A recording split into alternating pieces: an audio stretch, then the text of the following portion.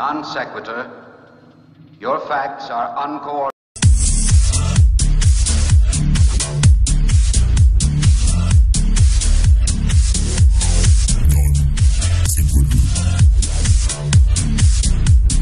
Non-sequitur.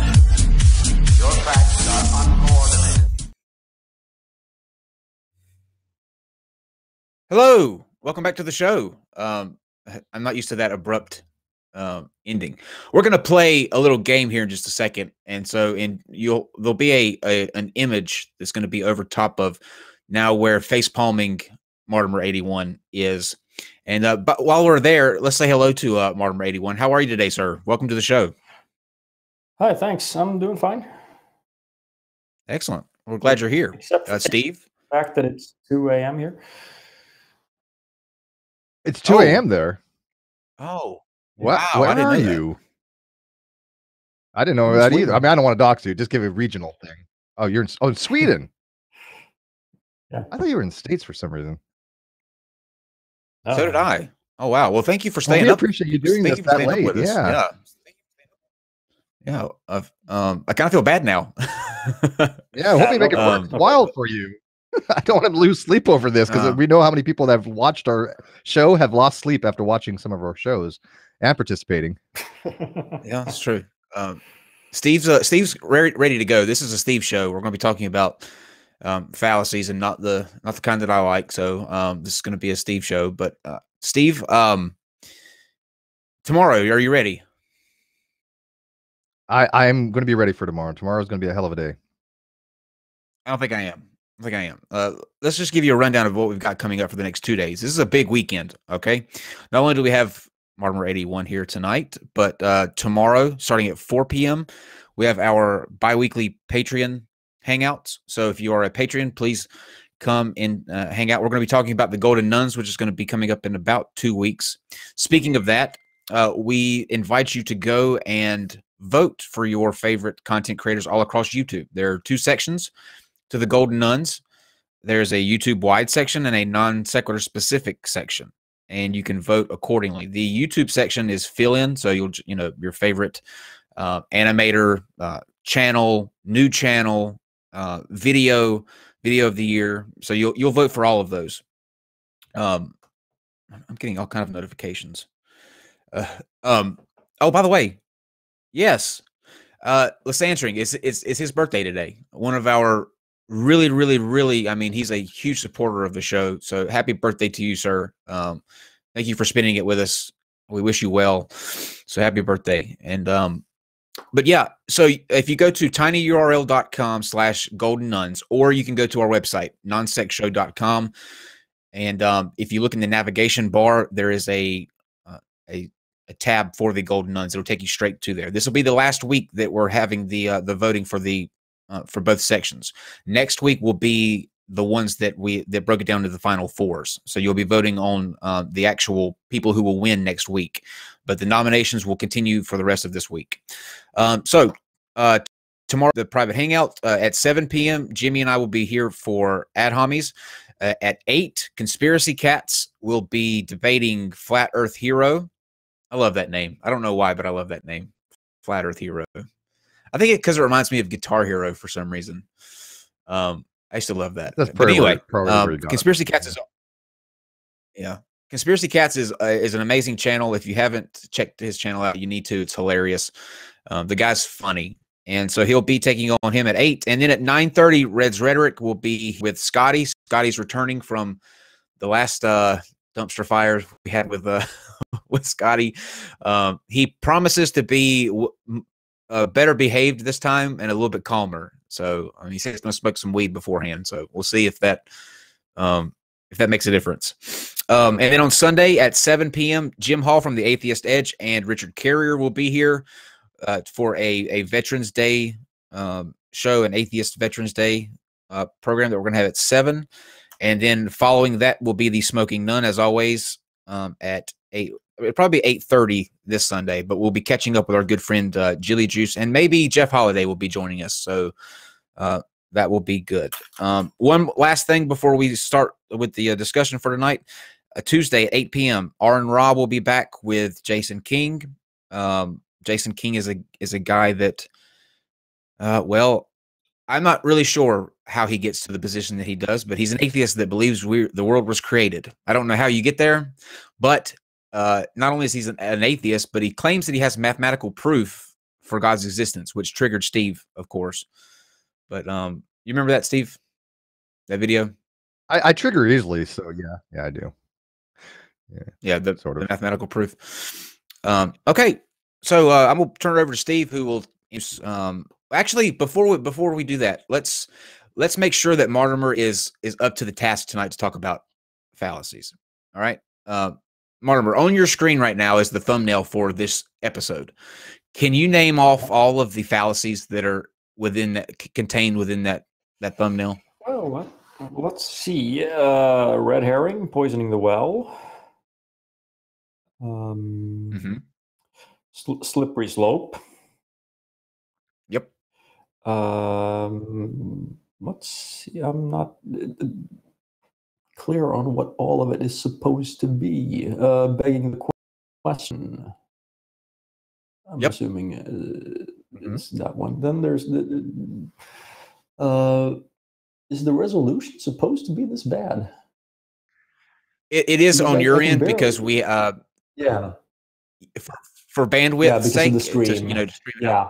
Right, I expected it was something. So that's about all I can make out, actually. Okay. Well, I'll take you through the rest of the other ones. The one beside begging the question is circular reasoning. Then you got it. Hey, well, we can let the audience try. Oh, yeah, okay. Let's see. That would be just I don't know how we'd keep up with that though. They're getting them though. I mean, you see them. I'm watching them come up. They're getting it. Yeah, cherry picker back there. They're getting them. The cherry picker is moving the goalpost. Right beside the slippery slope sign. That piece of equipment, that construction equipment, that's called a cherry picker. Okay. Okay, and then I didn't know that. And then my favorite is, or what I think is, this is my little baby up in the top left corner. That is a hawk made of classified ads. So it's ad hawk.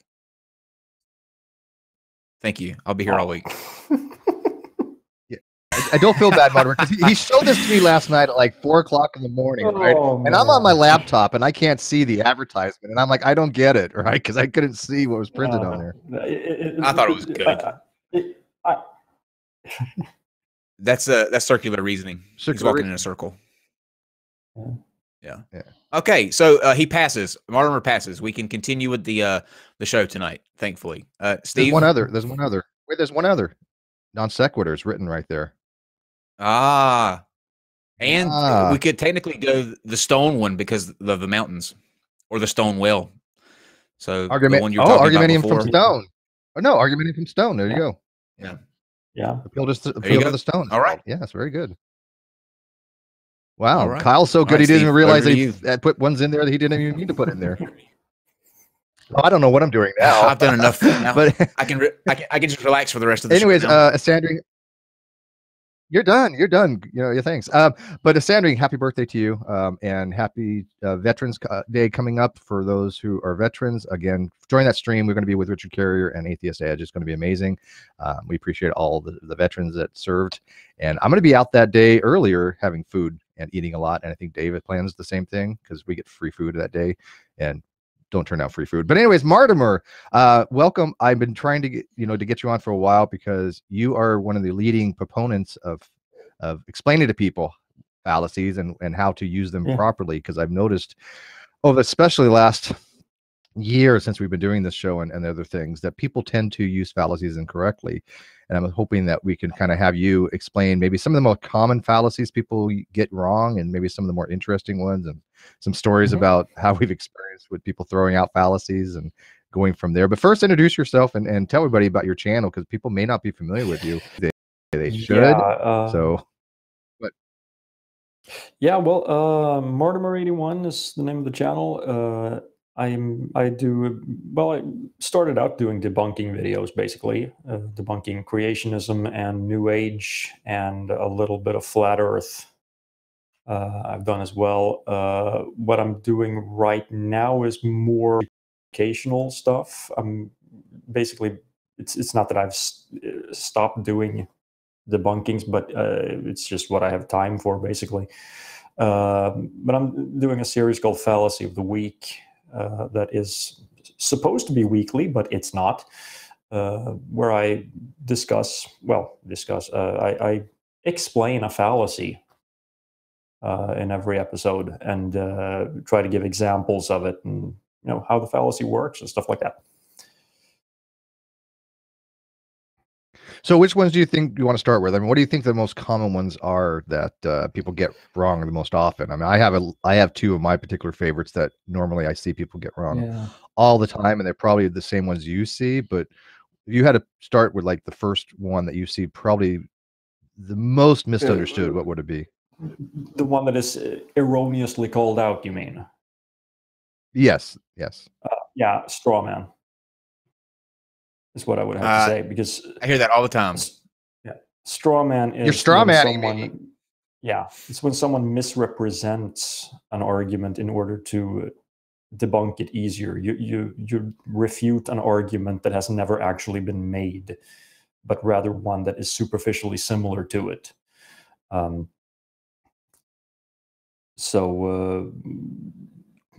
What people usually mean when they call out a straw man, if you look in online discussions, forums, whatever, it's basically, you said something I disagree with.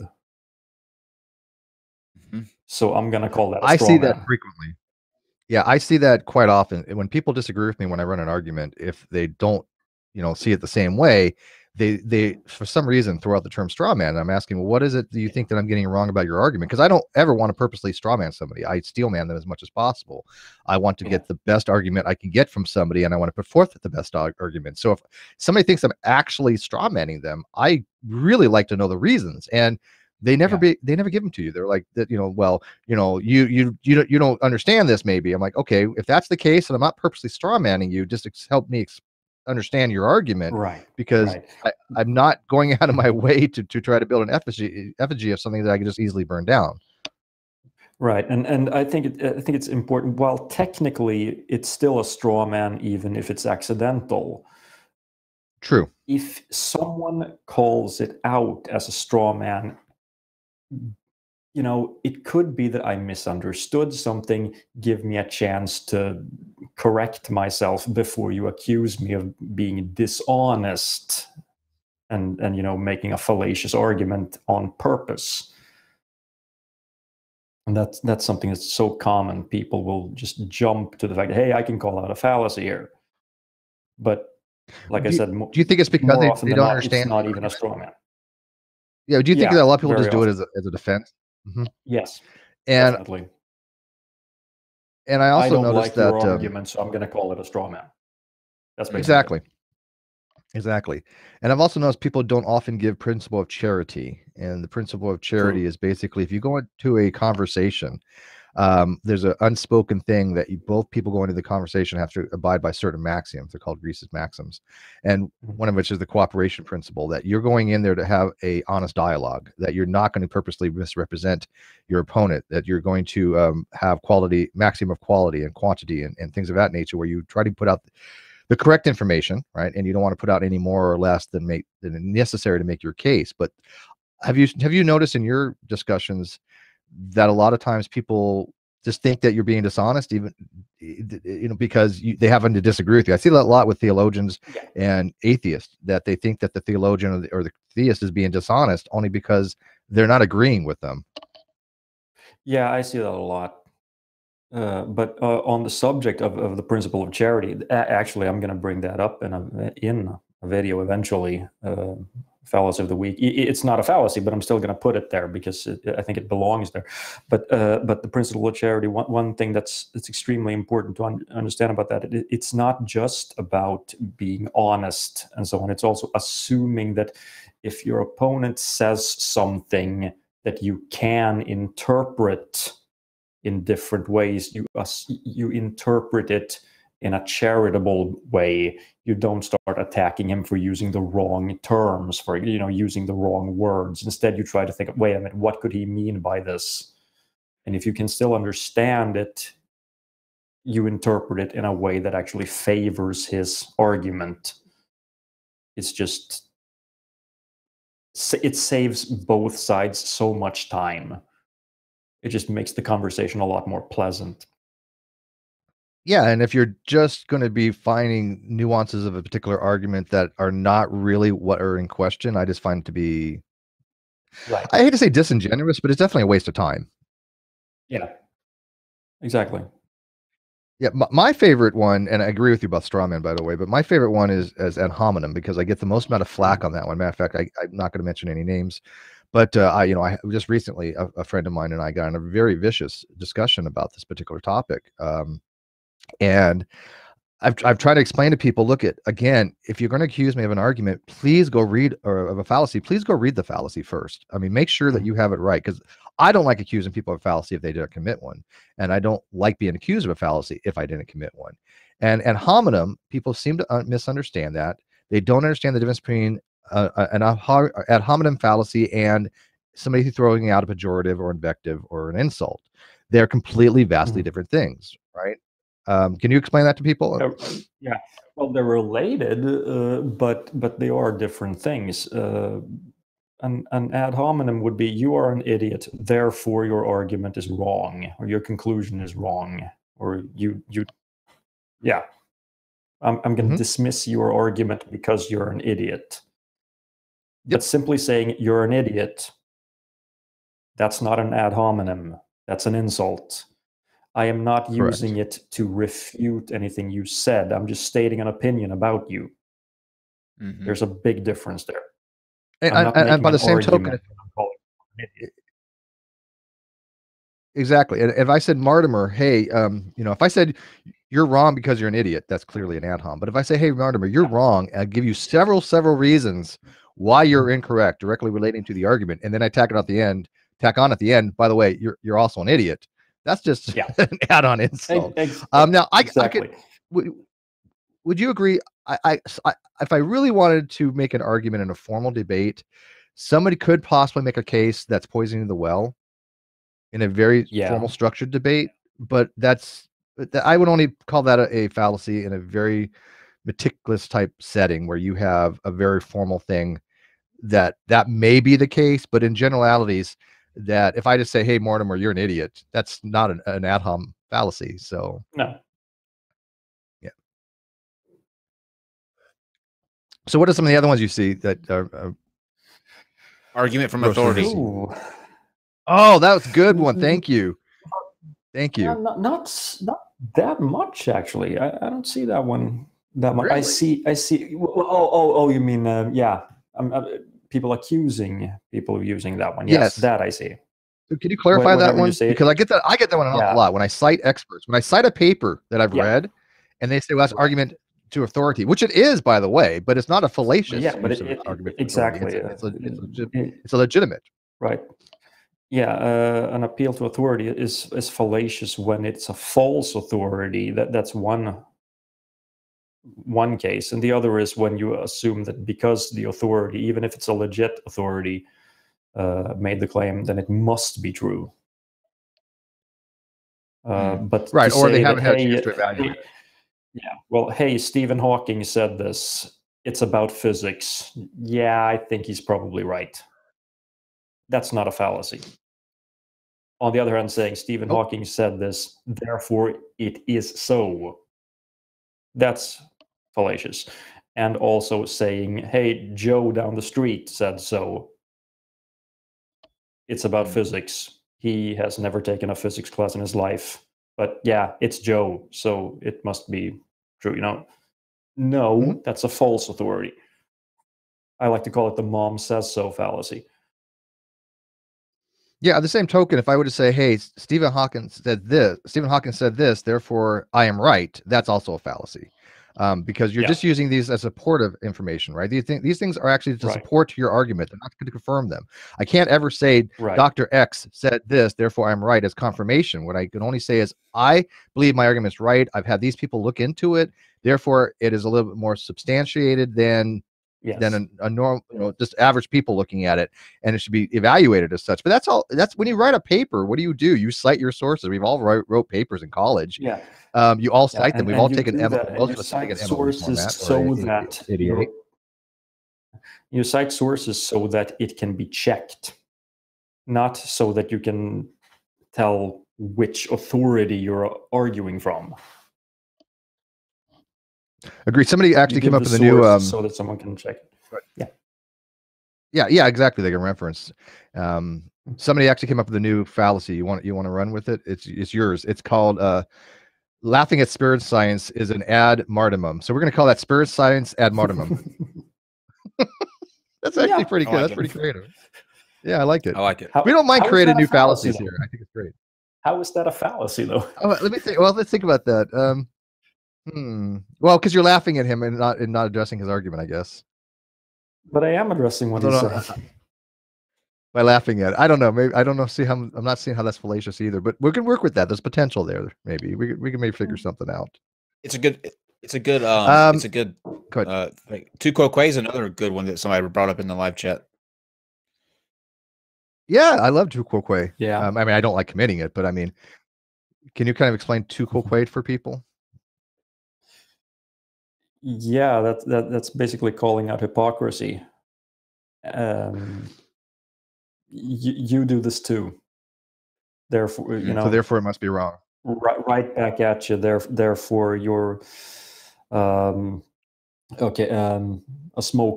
person who smokes says don't smoke. Well, you do. Therefore, smoking is harmless. That would be tu quoque. Right. Yeah. So if I'm smoking and I'm advocating the position smoking is bad for you, just because I'm having a performance issue with the argument that I'm actually smoking, doesn't distract from the fact that smoking is bad for you. It's a tu quoque to call that out.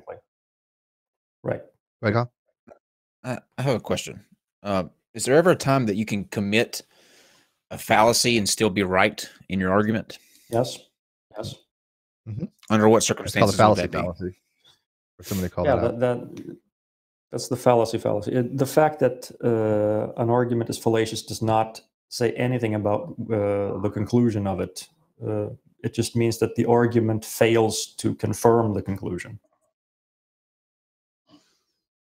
Cool. So I see that one frequently as well. Yeah. Go ahead. Yeah, people will call out. If you take the ad hominem example, here's a perfectly good argument, and you tack on, and by the way, you're an idiot. Then people will say, hey, ad hominem, therefore your argument is fallacious. It has nothing to do with it, even though that's not an ad hominem. But even if we accepted it as an ad hominem, so what? That still doesn't refute the argument. It just means that you have failed to prove the conclusion.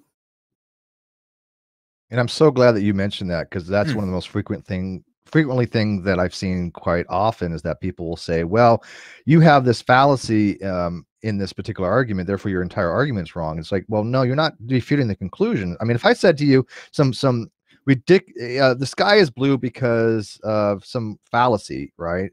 Because you're an idiot, the sky is blue or something. And you say, well, I don't accept your conclusion that the sky is blue.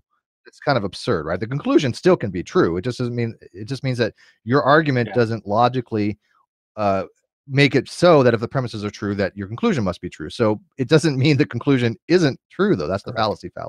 And I do see that frequently. They just automatically want to dismiss the conclusion based upon the fact that somebody might have a flaw in the argument, which, again, yes, you can say that the argument doesn't conclude that, but you can't say the conclusion isn't true if it clearly the conclusion is true in a situation like that. Yeah. Did you agree? Yeah. Man, we have all these people they have questions galore. This is like the most amount of questions I've ever seen in an episode, to be honest with you. Wow. People are all kinds of things. So I don't even know where to begin. Circularity. People want to know about circularity, like what it means to have a circular argument or begging the question. And Steve, we can go ahead and read the as we go along with the super chats for tonight's episode, because they're all dealing with what we've got going on. So if you want to, you can break in that way too. Yeah, I'm going to be pulling it up right now while he answers that particular question. We can go from there. Yeah, let's do that. Do you want to briefly kind of explain what begging the question or circular argument would be?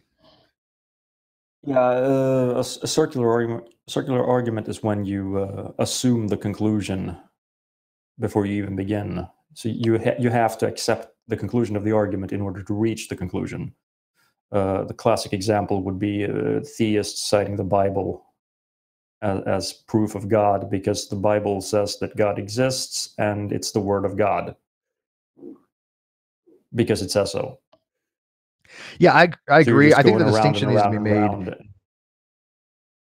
Yeah, I just think the distinction needs to be made. If the theist says, here's my evidence for God, and they use something like the Bible, I don't have a problem with that. That's not circular. It is circular, however, like exactly what you said, when they say, well, this is the word of God, therefore it must be true because it's the word of God. Begging the question would be if you can form a conclusion from any single premise in your argument is begging the question. And that's the distinction that people need to make, because a lot of people I notice say, well, you can't use the Bible as evidence for God because that's the claim. And I actually disagree with that. It may not be good evidence to people, it might be weak evidence, but they're submitting it as something to be evaluated. You can dismiss it and say, you know what, I think it's bad evidence. That's fine. But that's what they're using as evaluation of the position that God exists. And that they're not, if they say that God exists because this is true, the Bible's true, therefore God exists, that is fallacious. Yeah. There's a subtle nuance there, I think. Yeah. Yeah, I see what you're going for, and I agree. It wouldn't be fallacious to simply say God exists because the Bible says so. That's not a fallacy. That's just an argument that I can easily dismiss. But if you were to go on and say, we know that the Bible is true because it's the Word of God, then it's circular. Right, that's fallacious. Because it assumes the existence of God. And, well, that's what you're trying to prove. I totally agree. Guys, let's get some super chats out of the way. Sandring, thank you very much. I know what you're writing is not real English. So I'm not going to pronounce any of this stuff because I know I think you're just I'll try on it. the keyboard here. Hopefully, I'll if this is the real language, I'm so confused. Go ahead. Go ahead, please. Kasta Nuk Joy. I think that's the closest we're going to get to a translation. But anyways, Hassandring, $20 for super chat. Thank you. And another super chat for $20 of Sandring, and another $20 from a Sandring. Thank you so much. We appreciate it. If you got questions though, put them in the live chat so we can answer them, Sandring. But anyways, Time says $2. Everyone knows ad populum arguments are the worst. Oh, that's a good one too, man. Argumentum ad populum, how they get that wrong when you say, you know, the scientific consensus is this. Oh, that's argumentum ad populum. No, it's not. No, it's not. You want to explain why, Martymer? There's a reason why. It's not the popularity that makes it correct. It's the reason why it's popular among scientists. Namely, because they have a lot of experts evaluating the evidence and coming to the same conclusion. That doesn't mean that it is the popularity that makes it true. Exactly. And by the way, that's Klingon, I guess I found out. Tells you how much I know about Klingon. All I know is grok, which is that stuff that they eat, which was the little slimy little serpents. But yeah, so this is actually Klingon. So I don't speak that. I don't think Kyle does. So we're probably butchering that to no end. I like to have a translation of that because I like to know what he actually said. It's probably like, fuck you guys, you know, you guys all suck. It's that kind of shit, which would be awesome from a Sandring. But I don't know what any of these things mean, my friend. But anyways, yeah, so with the argumenting ad populum, they do think that scientific consensus is that for some strange reason, even though it's explicitly said that it's not. And also they seem to will throw out an ad populum fallacy when you say, look it, I've talked to a lot of people, just like people. They seem to, you know, agree and understand the argument. There's nothing wrong with that. Now, if I say I talked to a bunch of people and they all agree, therefore I'm right, now you have an ad populum argument, right? Yes. Same thing if I said, like, you know, Justin Bieber sold a lot of albums, therefore he must be a good singer. That's ad populum, right? Because that doesn't necessarily mean he's a good singer. Right. So it's when you draw these conclusions, when you draw an inference that something's true or false, that's more likely when you're going to have a an error, right? But if I just say, hey, evolution is a confirmed model, and it's most likely the best explanation, or it is the best explanation we have for it. It doesn't necessarily have to be the case because it has falsifiability. That's not ad populum. No. And let's see, a kid knew $5 again. Must be liking this. Says this for Duffer, my avatar, but don't say it. Oh, never mind. He tells me not to read something out loud that I was about to read out loud. Don't do that. Woof. I have. Oh, that's funny. I just want to. Was that all the super chats so far, Steve? Because I have something that I want to I kind of want to do with the two of you real quick. Okay, so I put together a list. I put together a list. Haha. Of there are Phrasing. four. There are 4 real fallacies here, and then there are 4 false fallacies here. So Steve and Martymer, we'll see which of you two can pick out the ones that are real and the ones that are false. All right. Alphabet soup. Argue. Oh shit. Trust your gut. Dog whistle. The F-bomb. I wish I had a magic wand. Infotainment. Oops. And the scoring. Okay, we'll have to kind of go through one more time. The F-bomb is a real fallacy. Well, go through each one, because I mean, all I heard was like F-bomb. Alphabet soup. Okay. Alphabet soup. Yes, that would be word. Is that like word salad? Well, if that means like word salad, then yes. Okay. All right. Well, Martymer, you think it's real? Things like have like 1,000 different names. Yeah, I seem to recognize it. Yeah. Yeah, it's either like word salad or if like an ad hom attack. It is a the alphabet soup is. Let me find my page. The alphabet soup is a corrupt, modern implicit fallacy from ethos in which a person inappropriately overuses acronyms, abbreviations, form numbers, and arcane insider shop talk. Interesting. That's alphabet soup. Interesting. I mean, this, like I said, some of these have like 50 different names. Doesn't really tell me why it's a fallacy, but yeah, exactly. I don't know what's a fallacy from that either. I mean, if you use those terminologies as an ad hom, it seems to be going in the direction of argument from gibberish. Which is basically it says right or nonsense, nonsensicality or word salad, right? It says right here a bunch that of nonsense. Therefore, I'm right. You're expecting the opponent not to be able to analyze it, so they just accept the conclusion. It's also what Deepak Chopra does. It's also known as argumentative verbosity. You use all of those to prove to an audience that she speaks their language and is one of them, and to shut down, confuse, or impress outsiders. So an example of that would be, it's not uncommon for a K-12 with ASD to be both GT and LD.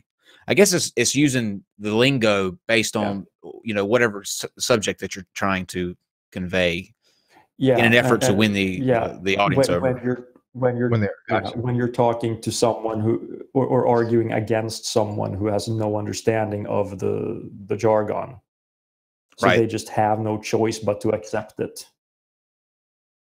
Right.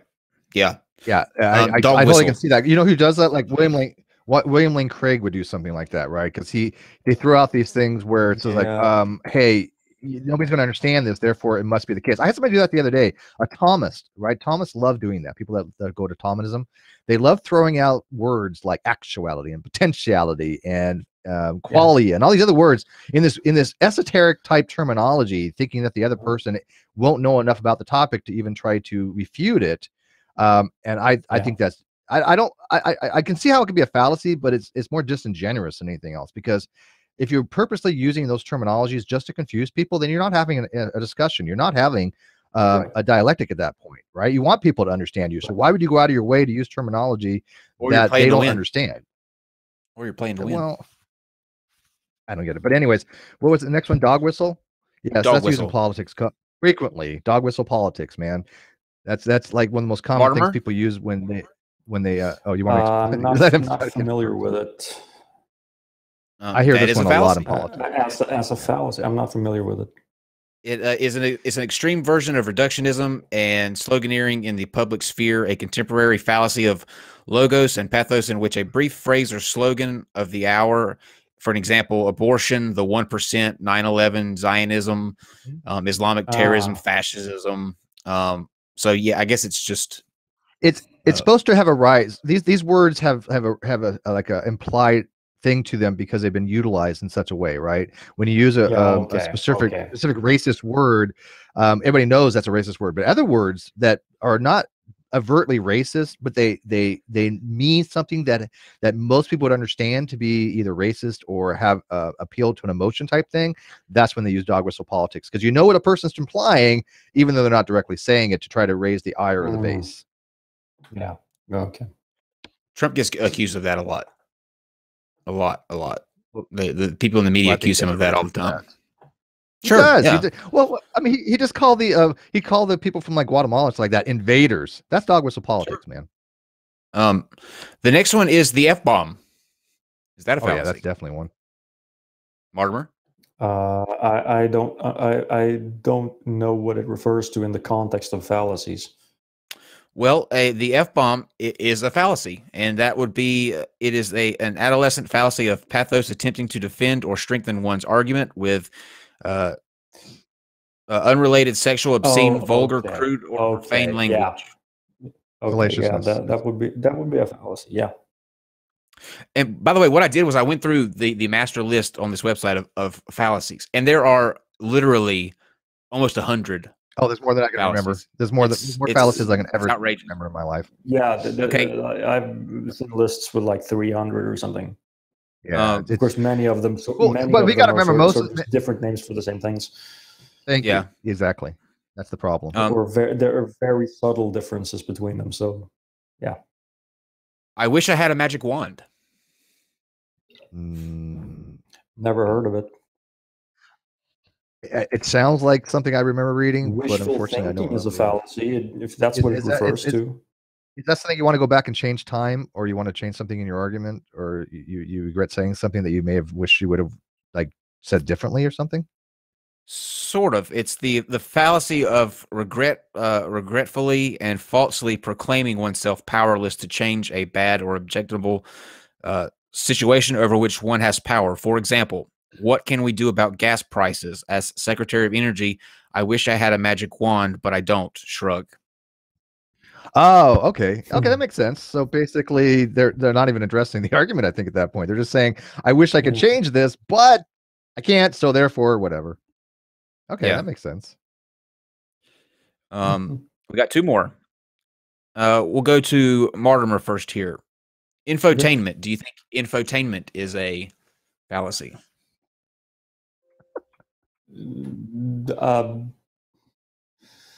I don't see how it could be. I happen to love this one, actually.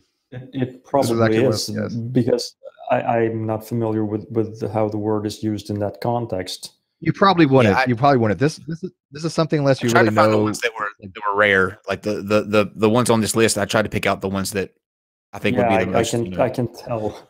Well, we have the reason we know this one is we actually have experience with this particular fallacy indirectly. This is my favorite.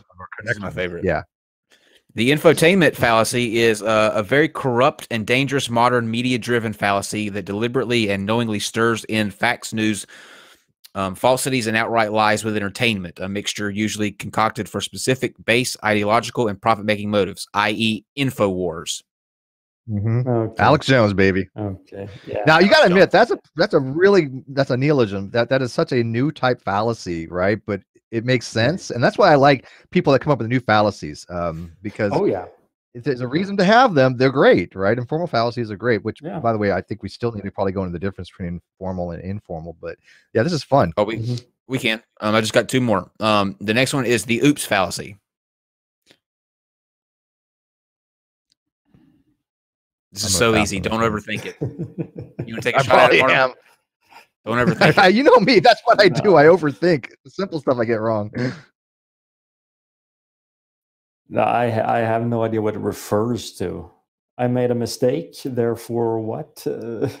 Is this sort is of. this something? Is this something? Is this when you're in an argument? Well, this goes back to like the other one. Maybe like if I was in an argument and you're doing like a Socratic thing, and then I say, hey, look at, I wish I would have asked you that question instead, or something like that. No, it's literally as simple as it sounds. The oops is also the I forgot fallacy, a corrupt argument from logos in which toward the divisive end of a discussion, debate, trial, electoral campaign period, or decision-making process, an opponent suddenly, elaborately, and usually sarcastically shams having just remembered or uncovered some salient fact, argument, or evidence. For an example, oops, I forgot to ask you, you were convicted of this same offense twice before, weren't you? So it's like it's feigning forgetting an important fact. It's also this is called the October surprise. Actually, that's what happens. That's one of its. Yeah, that's one of its names. Because in politics, that's what happens when they specifically go out of their way to hold on to something until the election in order to make it more impactful. And the last one that I have on here, the snow job fallacy.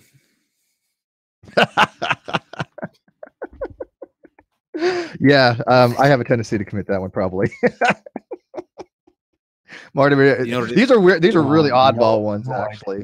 Yeah, I haven't heard of any of them. Yeah, Kyle does that. The snowball fallacy is when you basically overstrain things and you actually snow job. Yeah, you're basically piling on just so much stuff to tack on. Mansplaining would be a good example of snowball fallacy or snow job fallacy. I put that in there for you, Steve. I know you did. Yeah. I could tell already. Thank you. Yeah, thank you. Yeah, okay, I'll take the hit on that one. Sure. Because every non sequitur episode, everybody gets a snow job, so at least you get that when you leave. Snow jobs for everybody. Back over to you, Steve. You can do the informal and formal.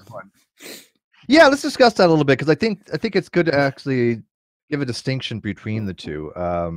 These are informal fallacies, meaning that we are discussing reasons why the argument itself may not be true from the conclusion following from the premises, but they're also what's called logical fallacies. Do you want to dive into that real quick for people? Well, a logical fallacy or a formal fallacy, that's when well, how do you explain this? It's when you can grant the premises, but the conclusion still doesn't follow. An informal fallacy can be fixed by adding a premise. It's usually that it is assumed that there's some premise that is so obvious that we don't even have to point it out. Like in the ad hominem, it is assumed that, well, if you're an idiot, you must be wrong. Yeah, I would tack on like a formal logical fallacy would be in the structure itself, right? Like the other day. Yeah, exactly. One of our favorite flat earthers, he had said something along the lines that Steve doesn't understand, quote, Monan's pollens. And I was like, okay, first of all, I didn't know whether to determine whether he was talking about Monus tollens or Monus ponens. I went with Monus ponens. Found out later, I think he was talking about Monus tollens. I actually corrected that comment to him because you never know what a flat earther's thinking, right? But he conflated them together and came up with Modus pollens. And I'm like, that's hilarious because you're telling me I don't know. But that'd be a logical structure, right? If I have in the form P implies Q, P therefore Q, that's always logically valid. And I was just in a group not long ago on Facebook trying to explain that premise. If I said something along the lines of, if the moon is made of green cheese, I am a moose. The moon is made of green cheese, therefore I am a moose. That is logically valid. People are arguing that is not logically valid are just wrong. It is completely logically valid. It is P implies Q, P therefore Q, right? There's nothing wrong with the structure of the argument. No, it's just the premises are ridiculous. But that has nothing to do with the logical structure. So yeah, there's nothing wrong with that.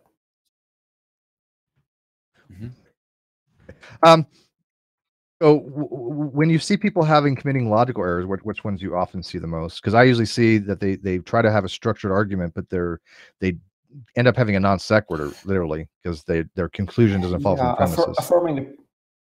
Affirming the consequence is one that I see all the time. You want to explain that one?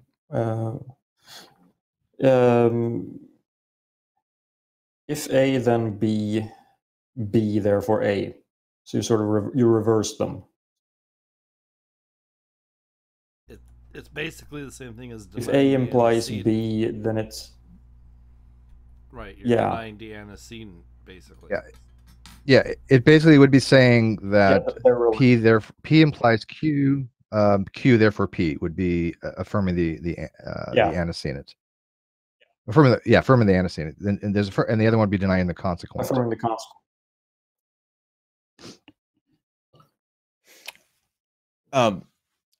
Steve, did you have any anything else as far as the fallacies that you want to go to? Because I wanted to talk about some of the works that Martymer does on his channel, like a little bit of how he kind of selects who he's going to do response. So Martymer, I've followed your channel for a while, and I absolutely loved when you call out the that pastor that you always go after. I forget his name. What's the guy's name that you it's the one that you always call it. He's a lying. Yeah, he's like an event. Jason Lyle. Yes. Dr. Jason Lyle. Yes. Right. Yeah. Dr. Liar. That's one of. Right. So how do you decide? Everybody's got their kind of process when they just do a response video. What's yours? Like, what do you look for when? Like, what about Lyle spoke to you that you needed to go after him? Yeah, well, it was about physics and specifically astronomy, which is, I mean, I'm a physics teacher, so I'm big on physics, I'm big on math, and astronomy, astrophysics. They're sort of my favorite parts of physics. So that's important. That it's a subject that I'm interested in, and it's also important that I have a decent grasp of the subject in question. I never feel comfortable addressing someone who's talking about biology because I suck at it. For example. So, but then there's always, what do I want to teach my audience?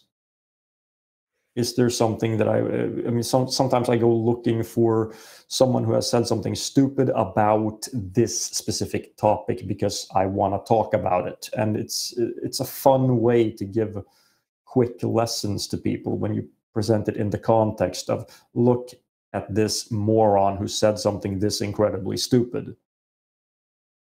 Yes. And who have you found entertaining? Who have you found to be the biggest moron that you've kind of done response videos to? Well, that has to be Jordan of Spirit Science.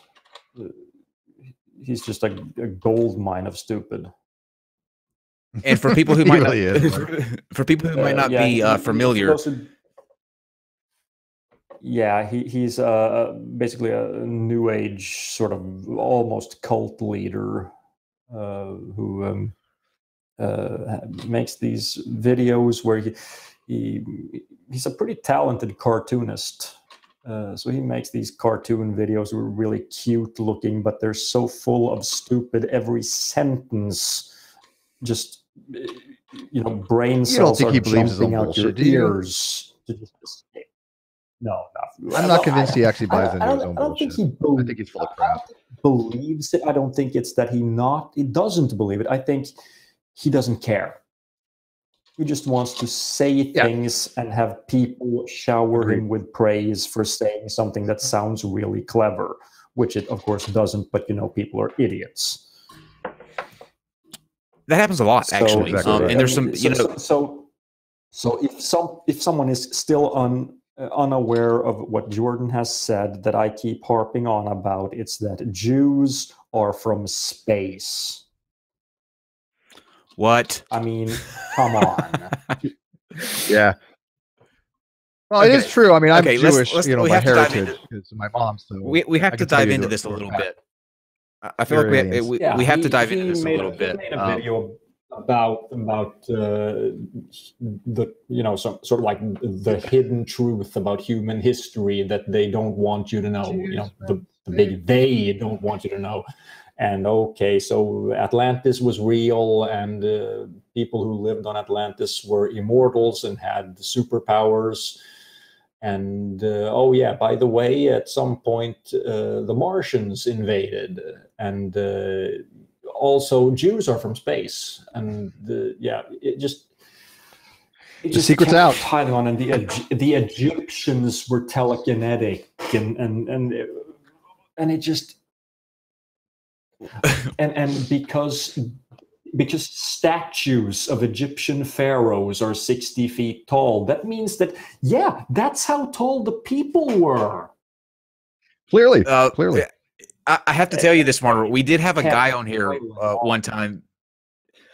Do you know who Brian Forrester is? Doesn't ring a bell. He's big into the ancient civilizations, ancient aliens world. Like he's got a big channel that kind of focuses on that. But we had him on here a couple of months ago, and to go along with what you were saying about the Egyptians, he literally said that there were, and Steve can back me up on this, that there were Wi-Fi obelisks, that they had Wi-Fi enabled obelisks. Yep. Yeah, but we don't know the frequency they were at. So hidden under the pyramids.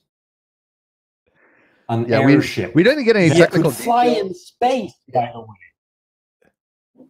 Yeah, an airship. They had them. They were flying. That's a new one to me. Well, you know, there are the hieroglyphs that have the airplane and spaceship on it. So that's proof right there. You've seen that, Steve, right? Well, that hieroglyph. they have the helicopter on Abydos is actually two symbols. We're on something else, if I remember. They're two symbols that are put together. But then they also have these little symbols that like they've made out of like material gold, I think they were.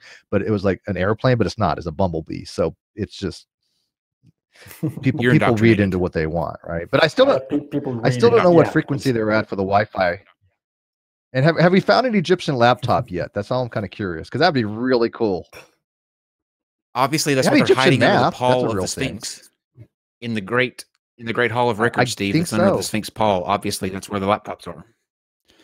Yeah, it's probably this guy. Network. It's a LAN.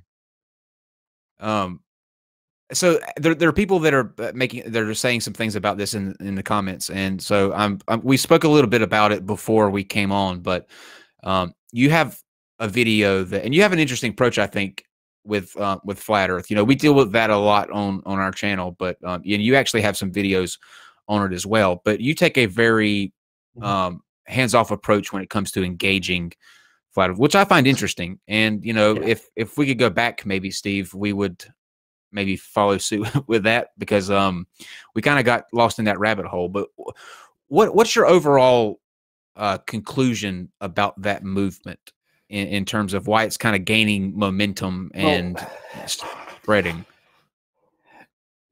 Yeah, the reason I choose not to interact with them, I simply address, here's what I've heard them say, and here's how I respond to that.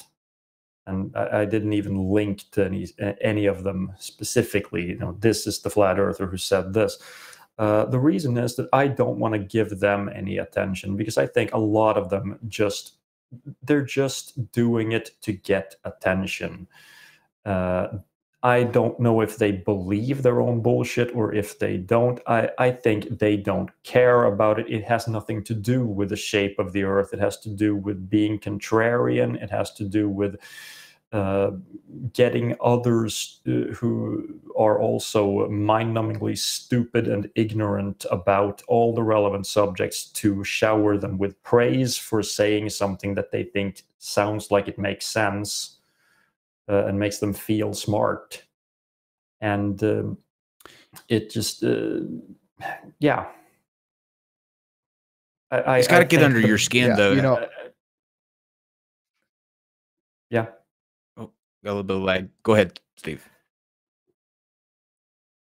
Oh, I was just gonna say that, Steve? yeah, I've always said, and I know Kyle has also said that one of the reasons we think a lot of people get into this type of flat Earth and spirit science and all this kind of nonsensical stuff is that, hate to say it, and this is merely my opinion, take it for what it's worth, but some people are just naturally stupid, and they want Yeah. to think that they know things that other people don't know. They want to feel special in some ways. And by the way, I can't say that I'm excluded from that. In years ago when I was a theist, there is a there where you say, you know what, I know something about reality that the average person doesn't know, right? I have a knowledge about the divinity that the average person doesn't know, right? And it doesn't really give you an air of moral superiority in some ways. Some people it can, but it gave me, a more of a, God, I wish people would know more about this because I kind of feel sorry for them, right?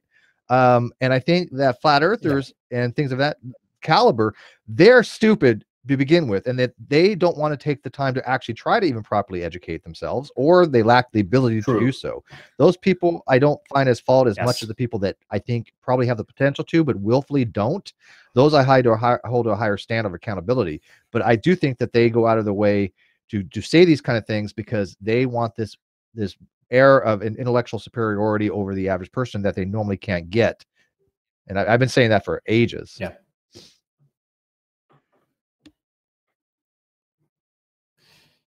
Yeah, I think a lot of them are also people who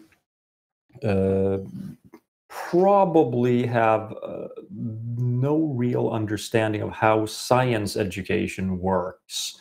Likely they were very bad at it in school, or were homeschooled, or didn't even go to a proper school at all.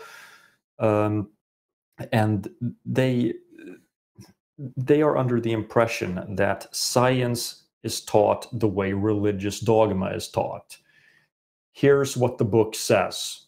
Here's the test. And the question is, what did the book say? Write the answer. Oh, okay, you can parrot facts.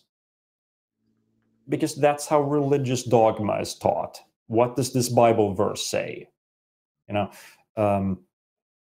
What does God think about homosexuals? How did Jesus die? It's just facts to be parroted. There's no understanding involved. That's not how science is taught. But unfortunately, I think in some places it is. Because yeah, no, totally. Science education in parts of the world sucks.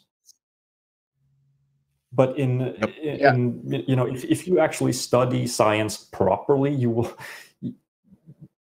this approach to just memorize facts, it does not work. You won't get a single point on a test if you just memorize facts. You have to be able to figure things out, test things, evaluate things. And that's the distinction. And if you don't understand this distinction, then it's easy to say that, oh, you're just swallowing what NASA is telling you to believe. Oh, that's my favorite. It's a lot to me. I think it's a combination of a persecution complex. For some reason, they feel like they've been wronged, they've been lied to, and now they're the only ones with this knowledge that they have to go and share with the rest of the world. But in another sense, I've noticed that there was an article that I read about the decline in religion has led to the kind of increase in conspiracies theories, or people that kind of filling that void. So how do you separate that? How do you not fall for the religious aspect, but then not get caught up in needing that other that filler? Yeah. I've actually given this a bit of thought, and the thing is, unfortunately, I think a lot of people need religion. It's just that it should be organized, moderate religion. The dumbest thing you can do with people like that, in my humble opinion, is cut them off from religion altogether, or persuade them that religion is total bullshit, which it is, but they obviously don't agree with that, because what you'll do then is basically tell them to go get their fix somewhere else. And they will get it on some conspiracy forum online where there is no priest who belongs to an organized religion that can make sure that they all are taught the same things under controlled conditions, where they are basically they're taught, this and this is true, but that's not. Hold on, don't take that too far in that direction. There's some sort of control that can, most Christians are not complete morons. They're not complete assholes. Most of them are perfectly decent people who are not fanatics. But, cut them off from their churches. Where are they going to go? They still have that, like you said, that void that needs to be filled. If they're all going to go around trying to find whatever fits that void, they're going to start believing in complete nonsense, or they're going to be radicalized. I think that's a legitimate point to make, actually. I completely agree. And I definitely agree that, on your analysis, that we as science people, my background was slightly in physics as well, even though I don't remember crap. So please don't ask me any technical questions about physics. I know the basics. Give me about maybe, like a 2-year student. So, I mean, I don't know the upper echelon physics any longer, but when people reference things like a scientific book, then we say, look, this is the information we're putting out. You can reference this textbook, you can reference this source, and that's fine. But when you have somebody doing it from a biblical perspective, that's what they're used to. That's all they think, it works. Yeah. Like, oh, I'm right. This is what it says in the Bible. But the Bible is interpreted. I mean, you can do exegesis and hermeneutics and all this stuff and say, okay, I'm looking at it this way, that way. But it's not definitive as what we think of as in science as a reputable source for factual information. Now, you can say that certain events happen in the Bible. Totally cool with that, right? But the other things are faith-based, and there's no question about it. And I agree with you 100%. I have no problem with religion when it comes to that. I have no problem with people having beliefs. Never been a thing of mine. I only am concerned when those beliefs affect society in a way such as young earth creationism, flat earth, and they're being indoctrinated in the school system, and people are taught false information that I can literally show is wrong. You mentioned Dr. Lyle, who I've been trying to get on forever. He won't do it. I'd love to talk to him about his asynchronous light theory with some physicists, but that kind of information I find to be destructive. Yeah, agreed. And by the way, do you know who Dr. Humphreys is? Are you familiar with that name, Dr. Russell Humphreys? People may not know this, but Dr. Russell Humphreys just literally put a paper, quote unquote, to the Journal of Creation this quarter, where he mentions me, and the editor of the Journal of Creation actually has a blurb about the Great Debate community and me, and as a critic that has facilitated conversations with helium fusion rates, with Dr. Hinkie and Dr. Lachey. So if you want to go check that out, I'll have that available to you guys. But that's I think what is the Journal of Creation, awesome. Steve? Journal of Creation comes out I think it comes out 3 times a year, and they basically have argumentation for things like the rate program. They have argumentation for what they would say gives evidence for young creationism. And by the way, there's no real true peer review process for them. Don't get me wrong, but I have found out through Dr. Lachey, his first name is hard to pronounce sometimes for me, but that they actually do have some kind of process that they go through. I mean, he actually submitted a paper. Oh no, they don't. No, dude, check it. Dr. Lachey, who's a very legitimate physicist and really, really brilliant, he submitted a refutation, and they went through and they highlighted and notated, and so they do some kind of a review, and they want him to resubmit it, and hopefully he has also acknowledged in the credits me as well, but there is some kind of at least review they do, but it's obviously not the same kind of peer review process. But Dr. Humphreys has noticed us. I'm trying to get the same thing for Dr. Lyle. So if we can get Dr. Lyle to notice us, would you want to have a conversation with him? I can make that happen? Probably not. I don't know. We'll see. Okay, Fair enough. Fair enough. He's honest about it. No, these sort of debates / conversations / discussions, that's not really my thing, because you have to. The way I feel about doing, well, let's just call it live debates, is that it seems to only benefit the side that is wrong, because it's a contest in rhetorics. The facts speak for themselves. They don't need to be presented in a debate format. That's It's still entertainment, though.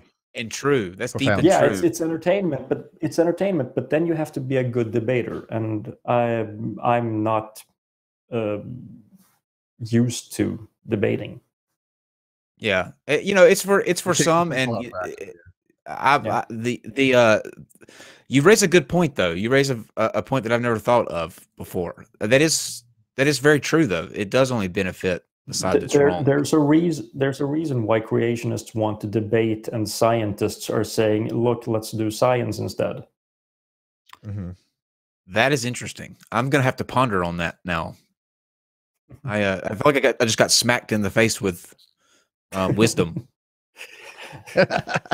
No, but I will say that there are situations when there can be a debate where a creationist, for example, is completely destroyed in a debate. I mean, of course, that's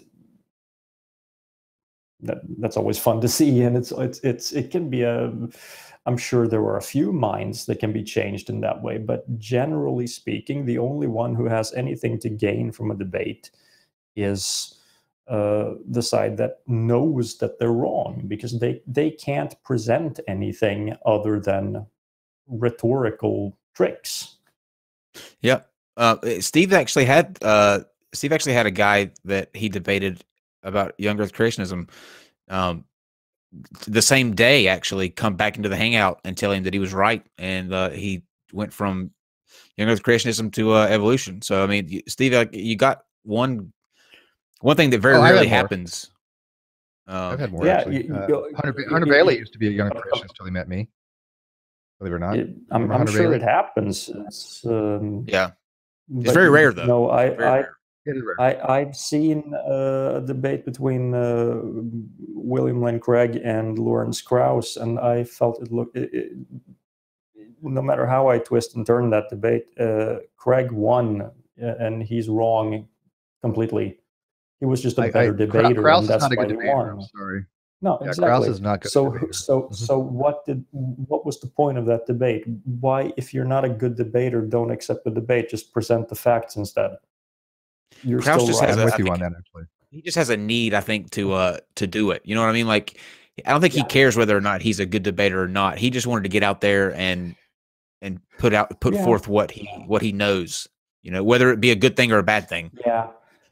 He does give the impression, and I've actually talked to him on one occasion, and he does give the impression of being, and I mean this in the nicest possible way, in case he's listening, which I doubt. I doubt it, but I doubt it. I love his other stuff. I love his science. I'm a huge fan of him. Don't get me wrong. Yeah, Huge but he fan, comes off as a completely arrogant asshole, and that suits him in the context of science.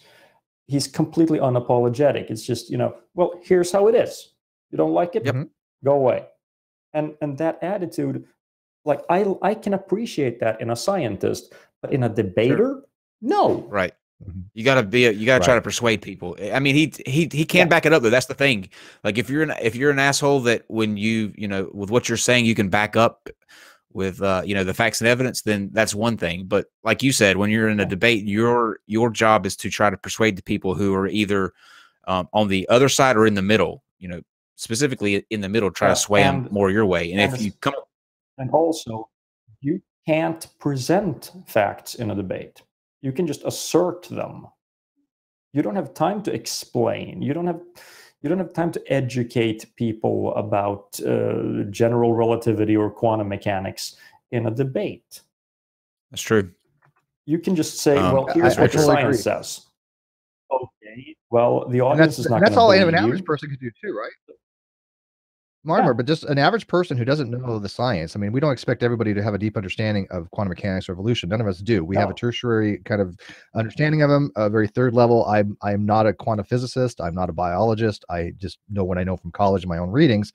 But I have a really, I think, decent understanding of a base level, right? And so I have a foundation to build upon. But the average person who may not know these topics, all they have to do is go cite the references. If they, they don't have to argue for it. They're going to say, look, well, here's what it says here. I argue with the person that the experts, right? Because I don't think people understand. They have no onus to defend evolution. They can just say, I accept evolution because what I read makes sense to me. It's fair. There you go. Okay, done. Great.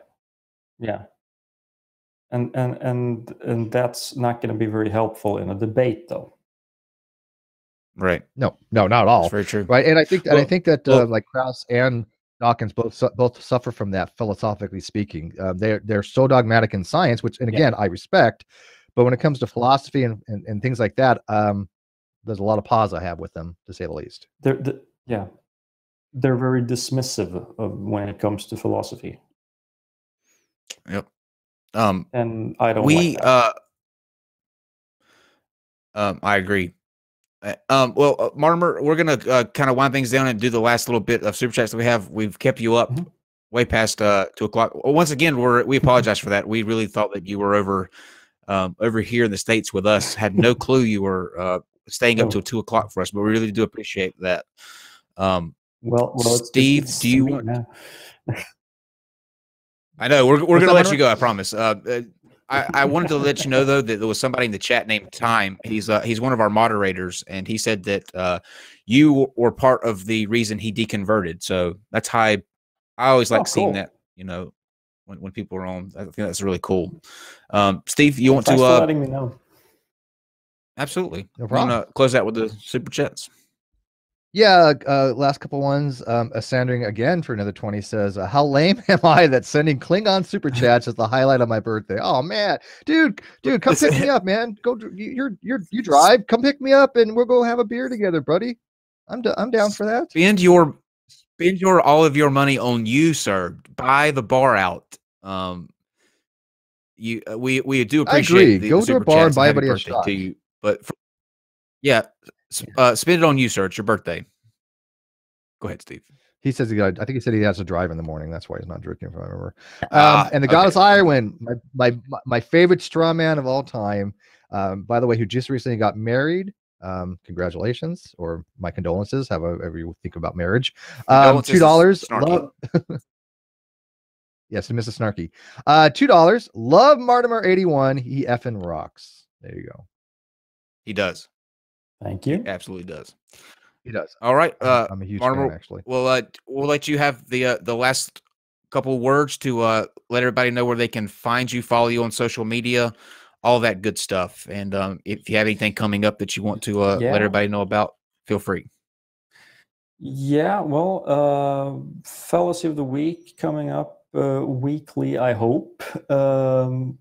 I've also got some responses to a creationist talk that I'm working on. I've recorded it. I'm trying to edit it, but it's just taking forever, and family and work keeps getting in the way. But it should be coming up a couple of videos this month that are not fallacy videos. If you want to follow me on Twitter, I'm at Martymer81. Because apparently Martymer81 was taken, which surprised the hell out of me. It's Martymer I hate that when that happens. 81. Yeah. Other than that, I mean, I'm YouTube Martymer81. So, yeah, that's about it. Do you take suggestions for? Like if I give you a fallacy, will you maybe make a video about it? I mean, you don't, no obligation to, but maybe you already have. There's a good chance that it's on the list already. So, but go ahead. Okay. Secundium quidet simpliciter. Oh, what the hell? Secundium quidet simpliciter. That's. It means basically it's an informal fallacy where you take a type of heuristic approach to something and you apply it ubiquitously. So like you take a generalization, like like all great all good people die young or something, all great actors die young or something like that. You apply it That's true. across the board. So it's a type of hasty generalization, but it's a very good, it's an interesting one, and it sounds good in Latin, right? Secundum quid et simpliciter. Okay. So Well, yeah. you want to try. That's why you I chose have that one. Suggesting that hasty generalization already. So Well, this is a specific I use of see. it, but yeah. Yeah, it's specific use of it. Well, we'll see if I come back to generalizations. Sweet. Because Awesome. I've done hasty generalization. Steve, I've done biased generalization. So it's yeah, we'll see. Cool. Sweet. Did you have upcoming things that you want to plug real quick, Steve? I do have a couple upcoming things. I will be on the Atheist Community of Austin's Discord as a guest speaker at 2 o'clock Pacific, 4 o'clock Central, this 13th, November 13th. I'll be taking questions for things, especially with relationship to my argument of the burden proof that all atheists have, including a lack of belief atheists. I've talked to the president of the ACA. He's very interested in it, and other people are very interested in it. I also will be doing, I just got invited to come back to Fully Deconverted by Ariel and his producers. They are talking about this particular argument. They're finding it very interesting. They seem to be tentatively agreeing with it as well, and they like me to come on and discuss it more. We haven't got a date for that yet, but I'll let you know. And I think Kyle and I both will be on Less Riff on the 20th. Will we not? I think we have something planned with the Geek Room. Sure. Okay, let's go with that. I have it on my schedule. Possibly. People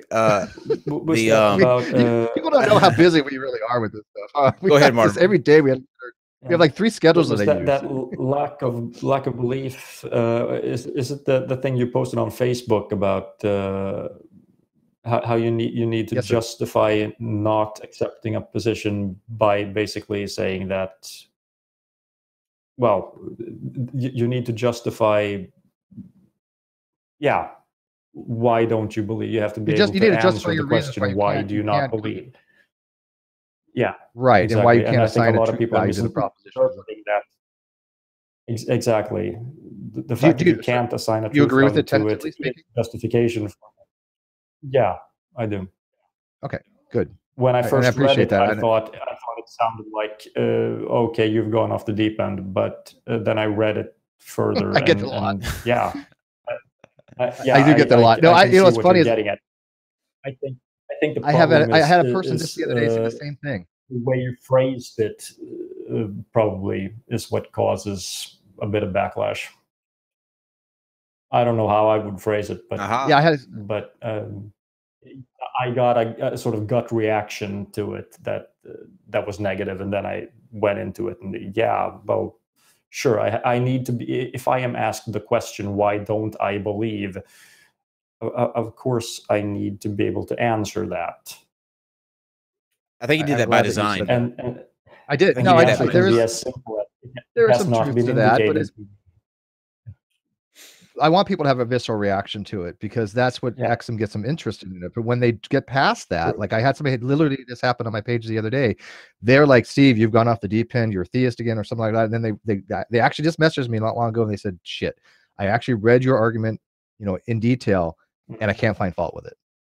All right. So clickbait. That initial visceral reaction is well, sure, whatever, but it works. I mean, my argument, I want people to try to punch holes in it. That's how you have a strong argument. That's how you shore it up. And I understand they're gonna have a visceral reaction, but once somebody actually looks into it, it makes sense. It's derivative of some other argumentations that people have used. Dave S., very prevalent philosopher guy in the community, he didn't have a problem with it right out. He's like, this should be non-contentious. I'm like, well, you would think so, but I think what you're right, the way I'm wording it, there's a little contention there, but I don't know how else to word it without having contention. There's no possible way, because people have been so ingrained to think a specific way about burden of proof that when I'm trying to explain it to them from an epistemological point of view, they have that entrenchment effect, right?